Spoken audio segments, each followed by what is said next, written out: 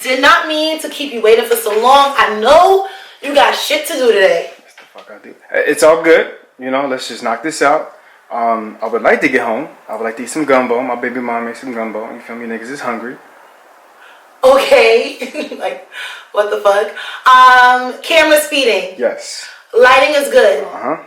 Lashes on fleeky, eeky, Oh my eeky. God. Yes, we rolling. Okay, cool. What's good, everybody? Welcome to episode 9, the Theory of Regurgitated Relationships. It's my best friend. She keeps on calling me. Can I take this real quick and can you cut the cameras? Yeah, go ahead. Hey girl, what's good? I can't talk for too long. What's up? Bitch. I'm at work and Michelangelo sent me a dick pic. Okay. You act like you've never seen his dick before. Girl, you need to tell that sorry ass, good for nothing, baby, one more chance face ass Negro to submit that shit to Pornhub and patiently wait for the confirmation for someone that cares. Cause I know it's not you. Right? It's just what? It's just, what if he's the one that got away? I mean, it wouldn't be that bad if I kept fucking with him. That was my man. Ain't no sense in fucking with no dusty ass, where'd you say your clit was, face ass nigga that probably couldn't give me big dick and bubblegum anyway. Best friend, listen to me. And listen to me very, very carefully. We will not do regurgitated relationships in 2020. Matter of fact, you and everybody else that's watching at home, get yourself nice and comfortable because this is another real, relatable as fuck conversation.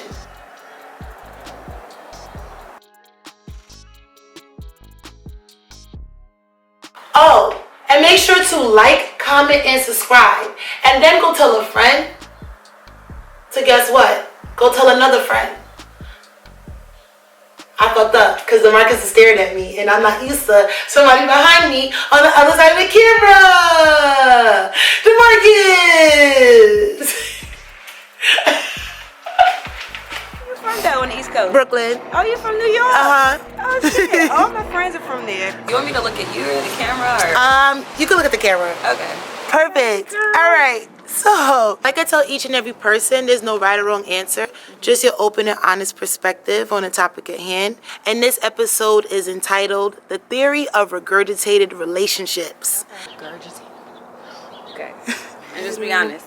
Just be honest. So my first question to you is, define the relationship term an ex in your own words. An ex. An ex. An ex would be An ex? Mm-hmm. Someone that you no longer want to be romantically involved with. in my perspective, it could even be somebody that you were just having a thing with. You guys go your separate ways. Maybe it doesn't work out. Maybe you find somebody else. They find somebody else. Maybe you guys are compatible. Once you cut them ties, boom, you're back there. You're an ex. You have officially ended things with, like, And you guys don't talk anymore. Period. No more having sex, going back. It's over. And that's it. I mean, unless you get lonely. But yeah, it should be over after that. Are you on good terms with any of your exes? Why or why not? And if so, how did you all get to that point? Yes and no. Some exes no, some exes yes. And the crazy thing is, I had this ex who, like, recycles his girlfriends or whatever as friends. And I had never had an ex that I wanted to be friends with before, but this guy, I did want to be friends with him. And the thing was, is we didn't have a bad breakup. Like, he didn't do me wrong or do me dirty. So it was much easier for us to kind of just transition into being friends as opposed to, you know, somebody who did you wrong. I'm such a cool person. I'm a chill person. People don't really want to disconnect with me. Even if, you know, we can't really work out romantically, it doesn't mean we can't be friends. So for the about 90% of my exes, not that many, but percentage wise, 90% of my exes I am cool with. Yeah. Personally, I'm not good with my ex. My ex cheated on me. He was physically abusive, so I don't talk to him at all. But I have been running to him at like little restaurants and lounges and bars, but we don't talk anymore at all. Yes, I am a really close friend with my ex. We should have never been together ever. We are much better as friends, and I think over time healed that relationship for us to be able to come back and be friends, true platonic friends. We were cool at one point, but then stopped because he still felt the need to try to give me his opinion on what I was doing. He had since then moved on, but would go on my Instagram and be like, oh, so you want to be a thought? No, because I'm in Vegas having fun doesn't make me a thought. Just because you wanted to settle down, that's your path and this is mine. So his opinion was not warranted, and we no longer needed to talk. Everyone else, we're cool. Could you remain friends or close with an ex when starting a new relationship? Why or why not? This one, wow. So, all right. So, I am always okay with doing that. I'm always good, like, yo, like me and my exes, we're like friends, you know what I'm saying? So I'm always okay with that, but if I'm getting serious with another person, and I'm very open with what I tell people, you know what I'm saying? So if I'm getting serious with another person and I'm like, yo, my ex so-and-so, you know, I used to live with so-and-so or whatever, and we still cool or whatever, I go to like family functions in the summer with my exes and stuff like that. They'd be like, nah, and they kind of try to tell me to ease away from them, or because it's, I guess, disrespectful towards them, and like try to do the table flip, turn shit, and ask me how I would feel. I think it's inappropriate to remain close friends with an ex. I personally, I don't allow that in my relationship, not for myself or for my partner, and I'm actually in a very solid relationship right now. It depends. It really depends on if both people are over each other. If there's any like residual feelings, then no. But if both people have really moved on and they're not holding anything back, they don't still have like no secret love for each other, then absolutely. The thing is, they would have to not necessarily even be friends with my new partner. They would just need to be cordial with my new partner.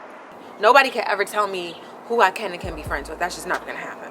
But as far as like boundaries, like there probably would have to be boundaries. Like if my ex was the type of person that was always over, and now I'm dating somebody, well, clearly you can't always come over anymore, you know.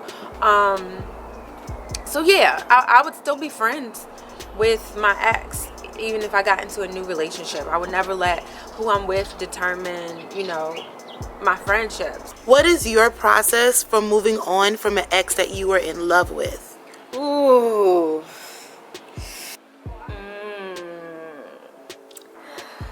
Ooh, child. It depends. I don't know.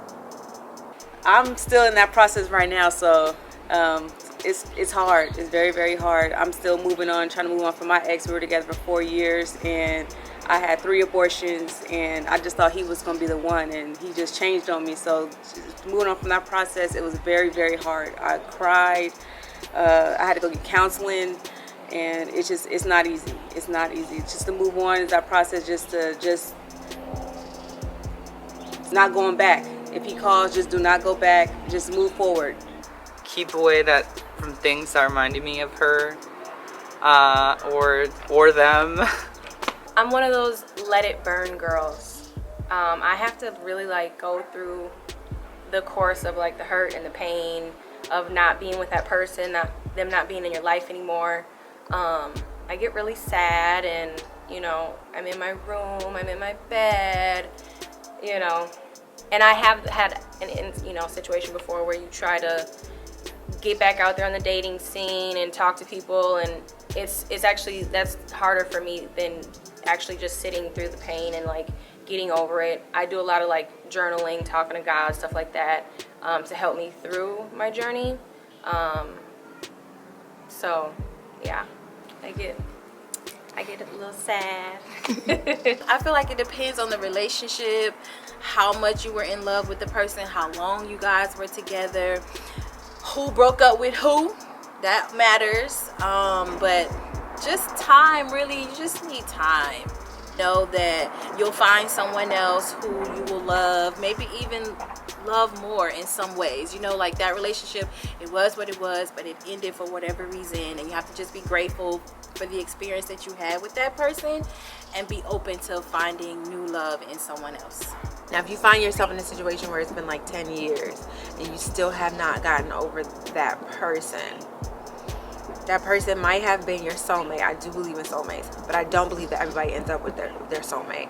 And I think the only way that you can kind of scoop that out of your heart and your soul one spoon at a time is with prayer. Time and prayer, because sometimes you just find yourself longing for this one person no matter where you go, no matter what you do. I think my initial process when I was naive was getting up under someone else. More in my adult years, I understand that moving my process would be doing extracurricular activity, i.e. drinking, maybe smoking some weed, finding other things to do with my time, spending my time with people that I feel is valuable to me. And sometimes I still may find a little friend to entertain me for a moment, but it's not as intense as it would have been. Have you ever regretted ending any of your past relationships? Why or why not? Have I regretted ending any past relationships? No. Nah, hell nah. Nope. Nope. Regretted ending any? No, I feel like at this point in my life, I'm learning from everything and I'm growing from everything. I also don't do a lot of the breaking up. Like, I don't know, it's kind of weird. So usually you are not a part of like letting it go, like the dude is the one that's like, it's not working out, and then it's like you're now. Well, even if like let's say they get caught up doing something that they're not supposed to be doing, I think because I get a little crazy. I have a temper, so when I get pushed to a certain level of maybe like disrespect, I feel like I do the most, and I feel like that pushes people away, or it has pushed people away in the past. With me, I'm never like, if I end it, it's because you kind of like force my hand. So the regret, no, it's more like it upsets me that you couldn't get it together so that we could be together. It's one of those situations. Yeah, I've had one of those situations where it's like, why can't you just do what needs to be done so we could be together? Because I can't do everything. There's no way in the world for me to do everything. Because had even like an inkling of the effort been put forward that I had put forward, this would be a completely different interview. Yeah. Yes, I regretted having the last relationship I had. I actually left my Caucasian boyfriend for an African American guy thinking the grass was greener on this side, and it really wasn't. Because the Caucasian guy treated me so good. He had a good family. He treated my son really good. He treated my son like it was his son. And, you know, I just really regret leaving that relationship because it was a beautiful thing. We would have got married. We would have had another child. I would have had another child right now because I want another child right now. And I just really feel like I should have never left that relationship thinking the grass was greener on the other side, and it really wasn't. No, I don't regret any of it. I don't regret it because I really went through a lot of physical abuse, verbal abuse, mental abuse, embarrassment, and I think those were some of the features that my exes had that will allow me not to go back. No, it's not happening. Know that you'll find someone else who you will love, maybe even love more in some ways. You know, like that relationship, it was what it was, but it ended for whatever reason, and you have to just be grateful for the experience that you had with that person and be open to finding new love in someone else. Reflecting on your past relationships, what would you say most of your exes had in common? Okay, all my exes had in common, they all had money. They're all successful. They have their own businesses. So that's kind of what I gravitate towards when I see a man, is their successfulness. Damn.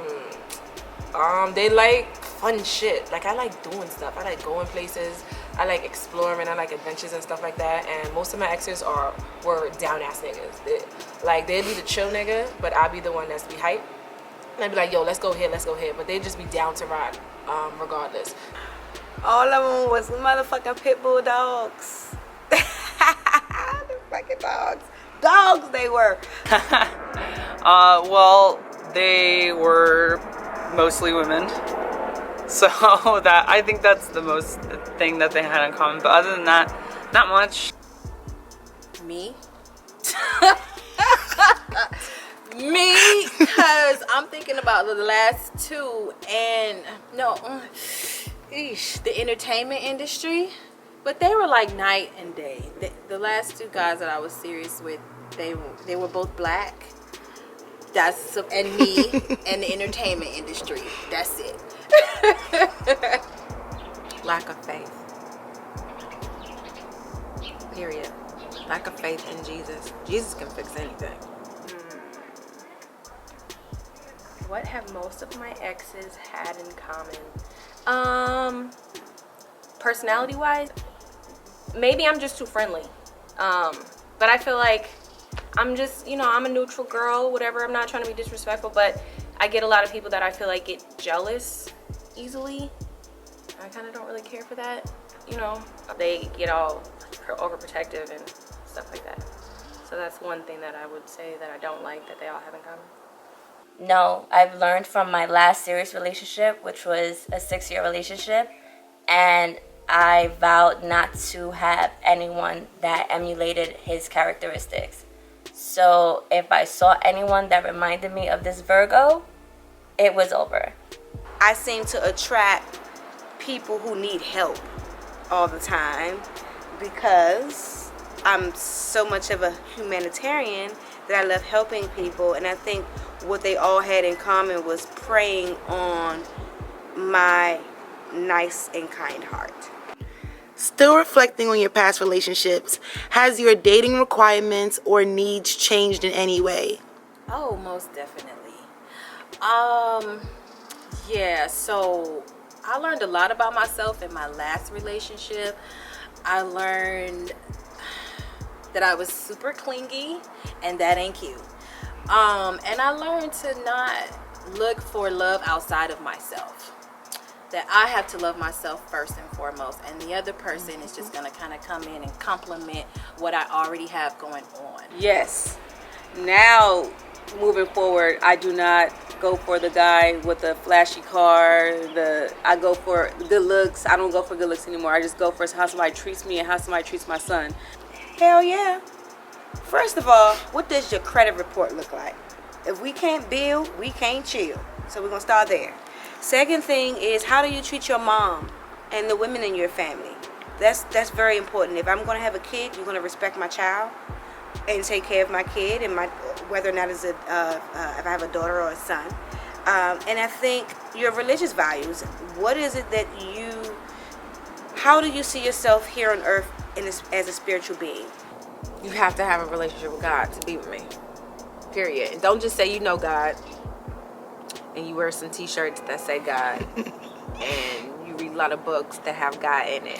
Actually seekingly pursuing a relationship with God. Like, pray. Like, we can pray together. That's fun, actually. Absolutely. I used to be more like, I'm one of those people who I like what I like. If you because I dated some hood NIGs and people that don't have like a really good direction of where they're going. I'm at a place in my life where if you don't have a direction for your own self, how can you have a direction for us? How can we have a direction for each other? I don't want my partner to be so close to my mom. And of course I would love them to have a wonderful relationship, but my ex and my mom were so tight to the point like he could do no wrong in her eyes. When we lived with my mother, she would serve him his food a certain way. If I did it another time, he would say, Mom doesn't serve me like that. That's not your mother. Or if I wanted to go grocery shopping, I'd be like, come with me grocery shopping. Mom doesn't ask me to go with her. We live together now. I need you to come with me grocery shopping. Or if I was washing our clothes and I needed help carrying his heavy ass jeans to the laundromat, mom washes my stuff and she don't ask for help. She just does it. She just handles it. Why you always need help? That's not gonna happen moving forward. That whole bond that they had was disturbing. I think he secretly wanted to be with my mom now that I'm looking back. I won't do that again. I would say that my dating requirements have changed an increasingly dramatic amount. Like being trans, there's things that you start realizing are different about you. The moment that you start transitioning, so much changes, and like the brain chemistry is different. It's like I'm female. There's different things that I like now. There's different needs that need to be met. I don't know. I guess I could get a little personal, but I'm currently dating a boy. People treating me like a girl and like all that stuff that has to do with my gender and my dysphoria like really started like being lifted up. And I think that oddly enough that's sort of a huge requirement. Imagine your ex is watching this show right now. What final message would you say to them? Ooh. Can I think about that for a second? Yes. Okay. Thank you. Thank you. Thank you for everything, the good, the bad, the challenges. And I'm just, yeah, I am who I am now currently because of the experiences that I had with him, good and bad. Hi.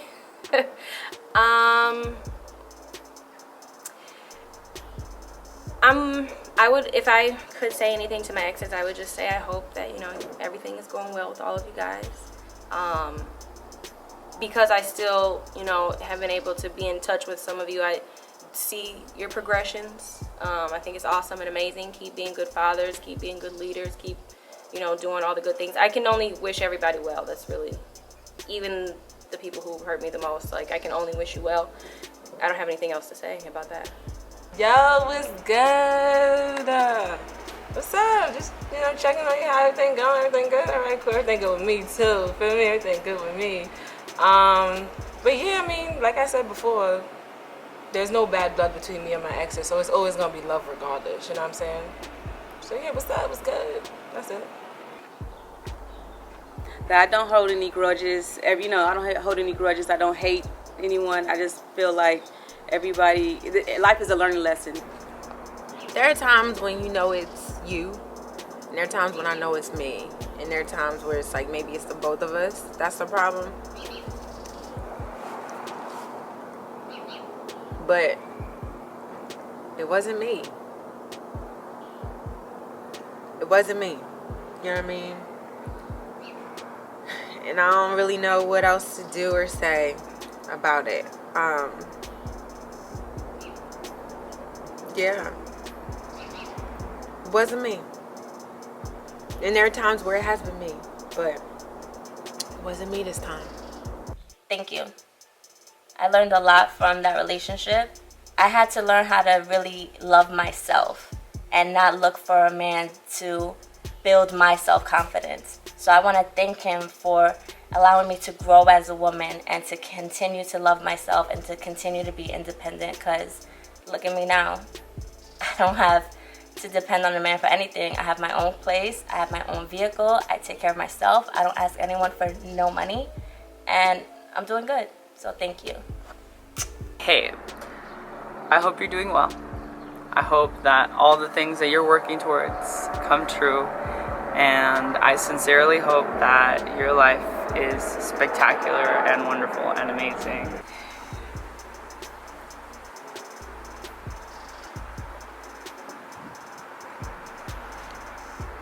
No words. You just get the peace side. That's it. Ooh, child. What have we learned? 1, it's okay to think about your ex, but to move on, you have to give yourself adequate time. 2, grow through what you went through. Take note of the good, the bad, and the ugly. So for your next relationship, you're a better and stronger person.